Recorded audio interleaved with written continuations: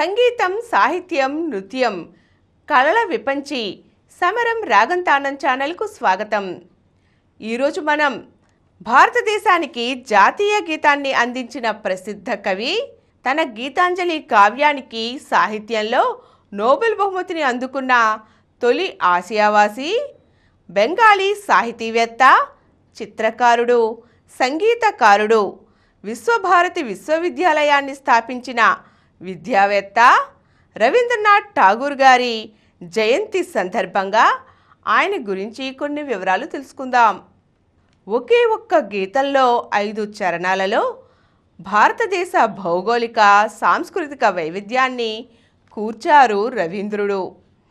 కశ్మీరు నుంచి కన్యాకుమారి వరకు కోట్లాది భారతీయుల గుండెల్లో నిరంతరం దేశభక్తిని జాగృతం చేస్తున్న యుగపురుషుడు ఆయన.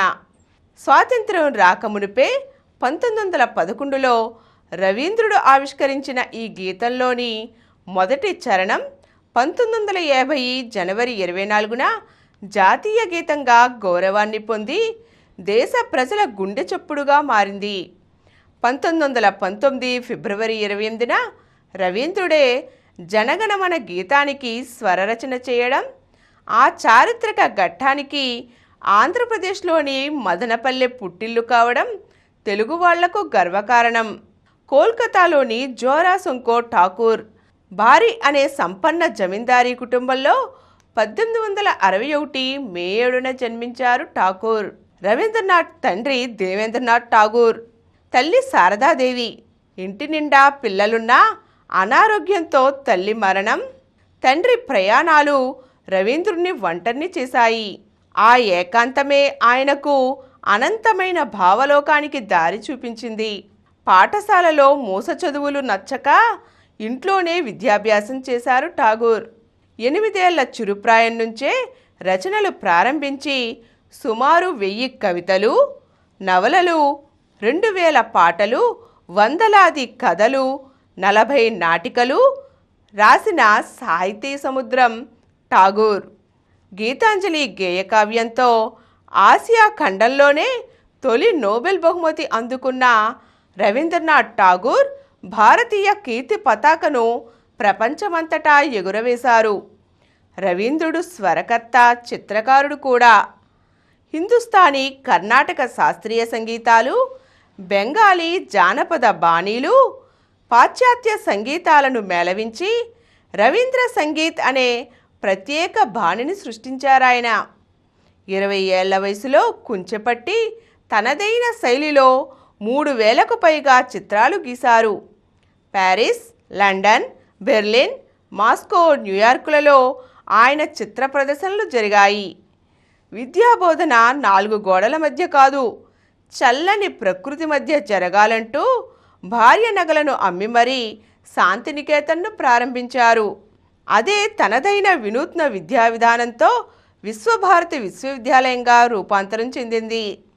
ఇందిరాగాంధీ, సత్యజిత్ రే, అమర్త్యసేన్ వంటి మహామహులెందరో చదువుకున్న శాంతినికేతన్ యునెస్కో ప్రపంచ వారసత్వ ప్రదేశంగా గుర్తింపు పొందింది.